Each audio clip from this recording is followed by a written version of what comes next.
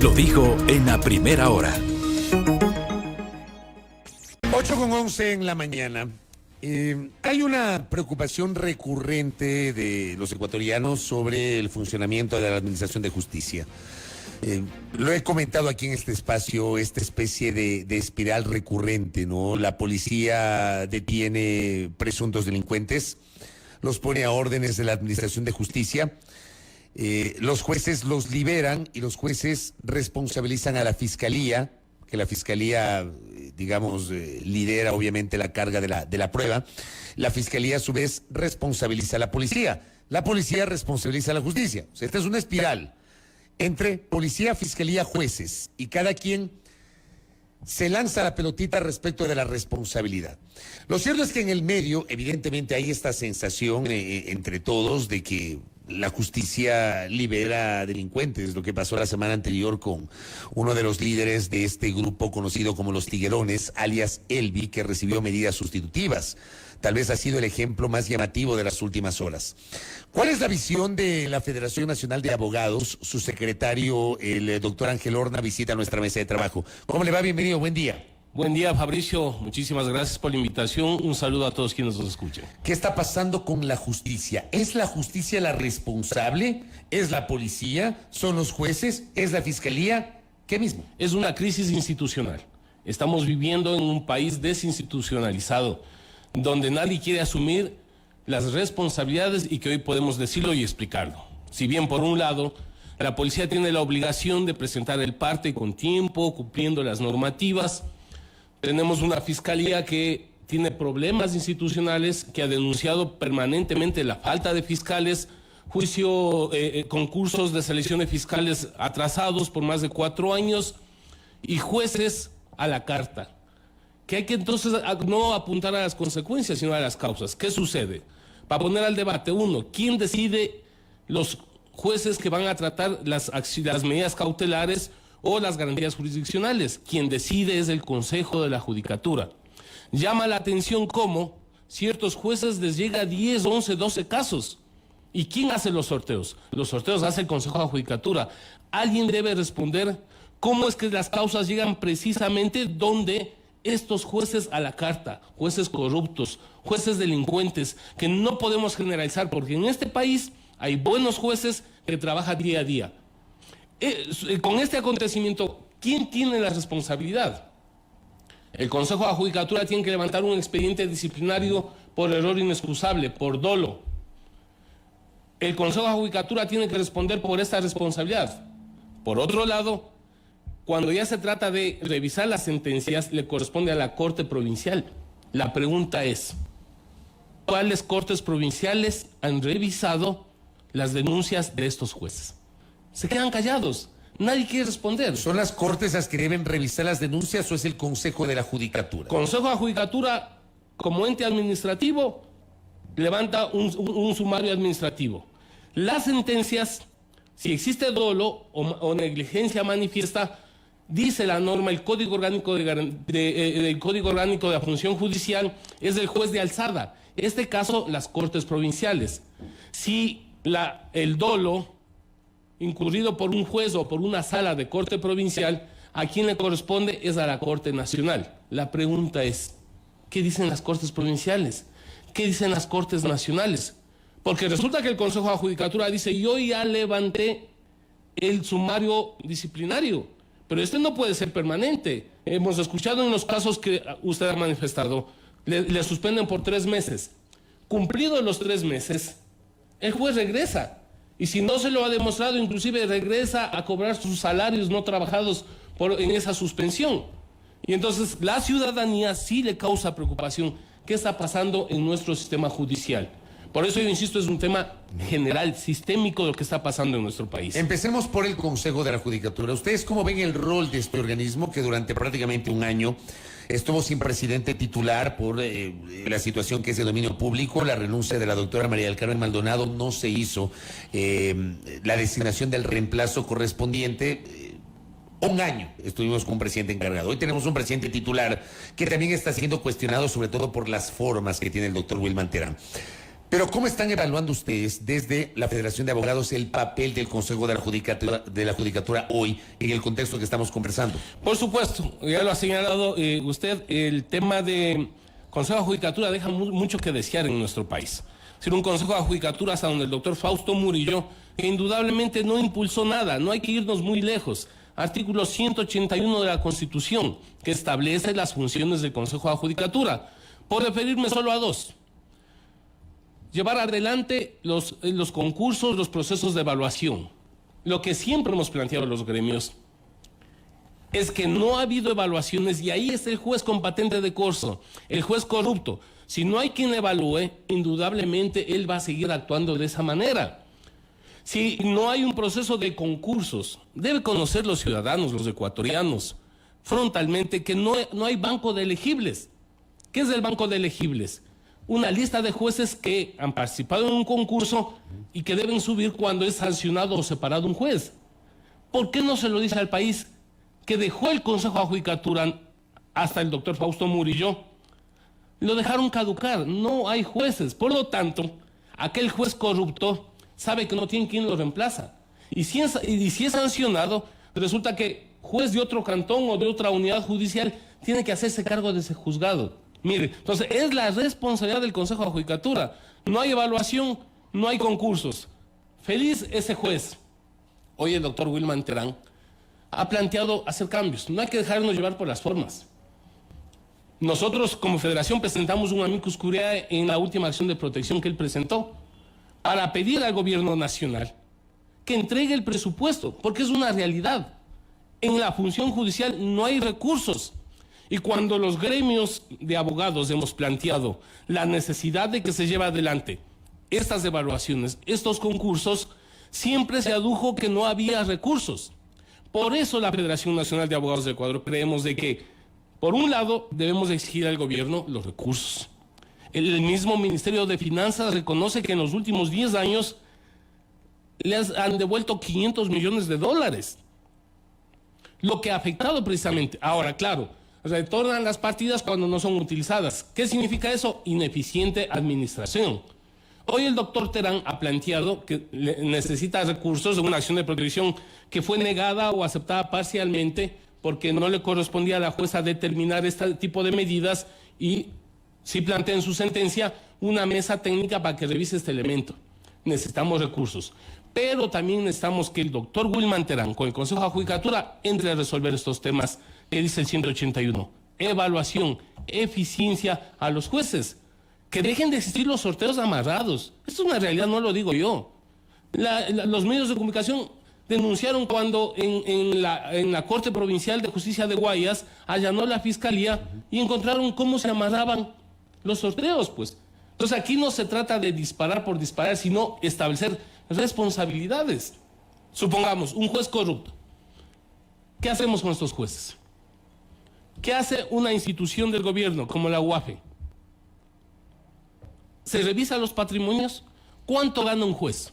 Entre $3,000 y $4,000. Revisemos el patrimonio de estos jueces. No voy a dar nombres. Para hacer la comparación, pues. Tienen casas con piscinas, con saunas, tienen haciendas con caballos finos. Que no pueden comprar con ese sueldo. Con ese sueldo no pueden comprar. ¿A quién le corresponde eso? A la UAFE. Al ciudadano común y corriente, cuando usted hace una transferencia o un depósito por un monto mayor, si no estoy mal, a $4,000, enseguida lo están bloqueando la cuenta. ¿Qué pasa con estos jueces? No pueden ellos tener un patrimonio en esas condiciones. Y entonces, aquí tenemos varias instituciones. Si estos jueces dejan libres a los delincuentes, a los narcotraficantes, a los corruptos, repito, ¿qué hacen las cortes? ¿Qué hace el Consejo de Judicatura? ¿Qué hace la Corte Nacional? ¿Qué hace la propia Fiscalía? Pues la Fiscalía de oficio también puede iniciar una investigación sobre esos jueces. ¿Cómo ve usted, ya que hablamos de la Judicatura y hablando de los recursos, cómo ve usted el manejo de esta acción de protección presentada por el presidente de la Judicatura? Yo le hice la pregunta hace pocos días que estuvo por acá el presidente del Consejo de la Judicatura, porque sí me llamó la atención que el propio presidente presente un recurso ante la Administración de Justicia que él administrativamente dirige. Finalmente se aceptó parcialmente esa acción de protección, no por el lado del doctor Terán, sino por el lado de un abogado externo. y se estableció la obligación de instalar una mesa técnica que en 30 días encuentre una solución al tema de los recursos. ¿Cómo le ve usted? A ver, la acción de protección lo conocíamos, indudablemente no podía jurídicamente plantearlo como presidente del Consejo de la Judicatura. Por eso lo estableció como el ciudadano Wilman Terán. Indudablemente esto no lo quita su condición o su representatividad, pero la razón existe, la falta de recursos. Por eso, por otro lado, la jueza que dicta la sentencia establece claramente que en materia económica o temas financieros, los jueces no pueden actuar en garantías constitucionales. Por lo tanto, establece una mesa técnica en la cual va a revisarse que los recursos son necesarios. 2 artículos de la Constitución, si me permiten. El 168, numeral 4 de la Constitución, que habla de la gratuidad de la justicia, el acceso gratuito de los ecuatorianos a la justicia. Ese es un derecho y es lo que no existe. El 169 de la Constitución, que habla del principio de celeridad procesal. ¿De qué se preocupan los ecuatorianos? De que no camina, de que avanza a paso de tortuga el sistema judicial en nuestro país.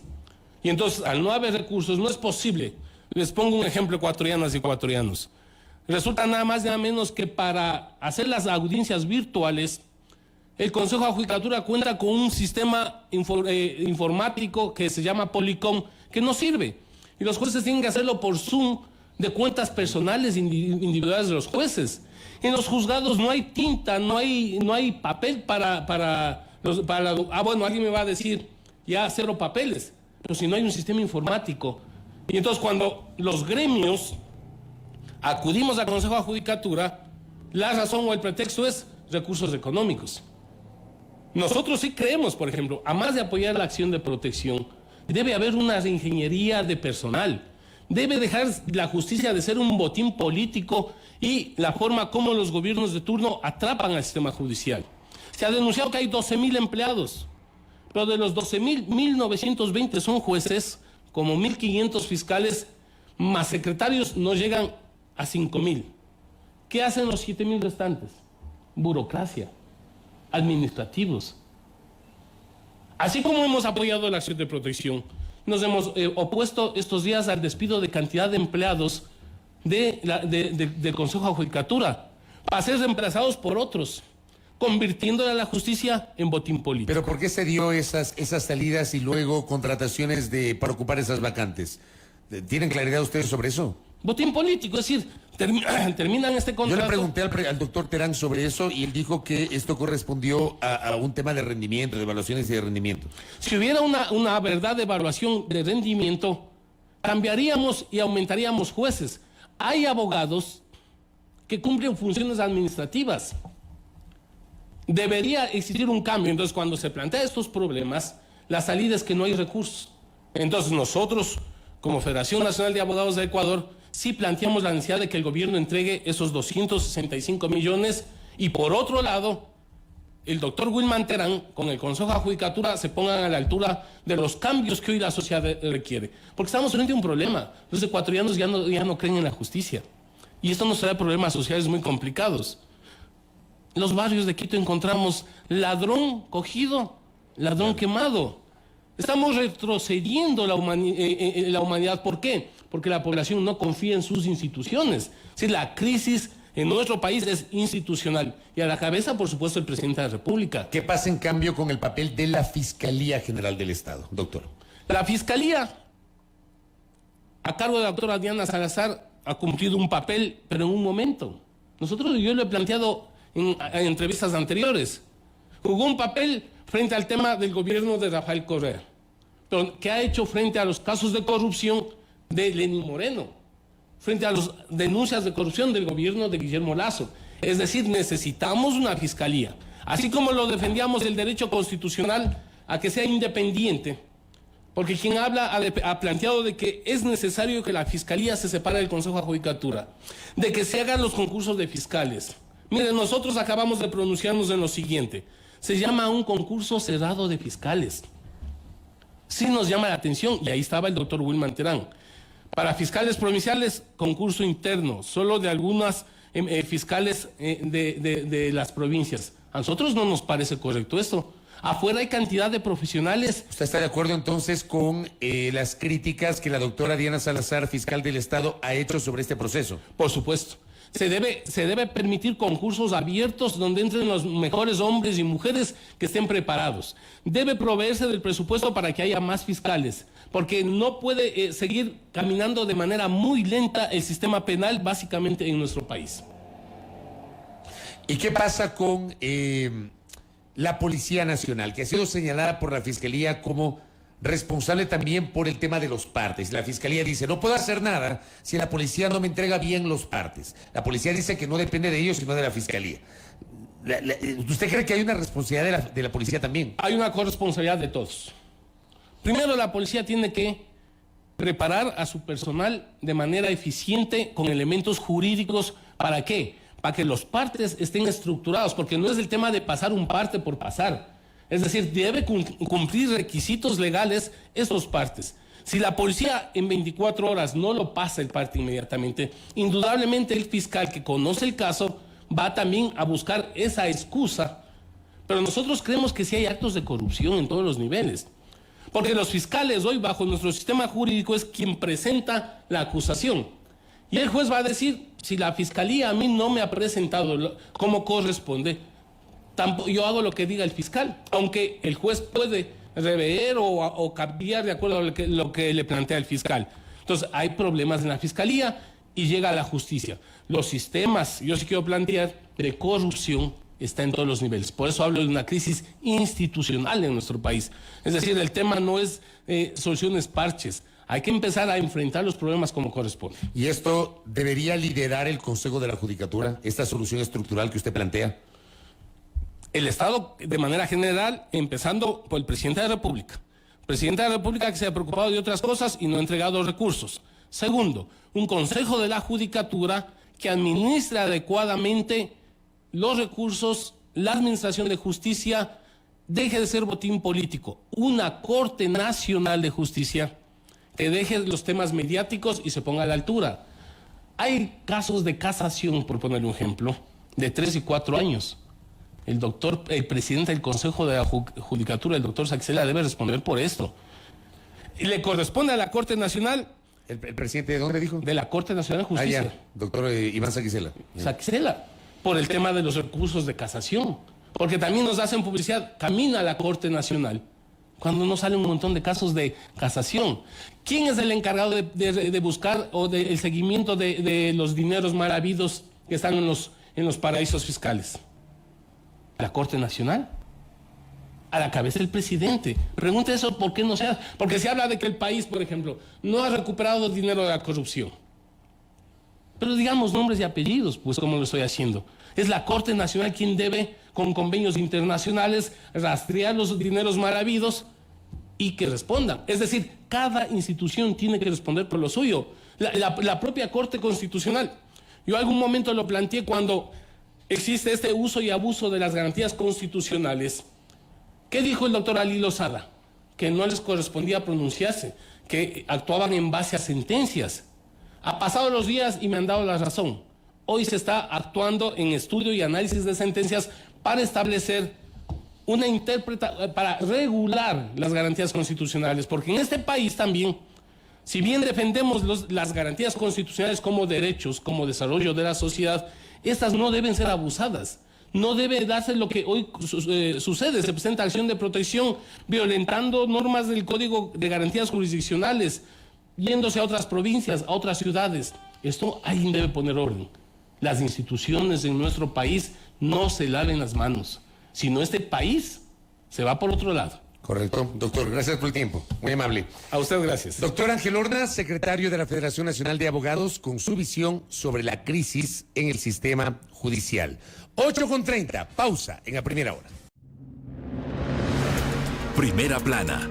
Todas las noticias, todas las voces.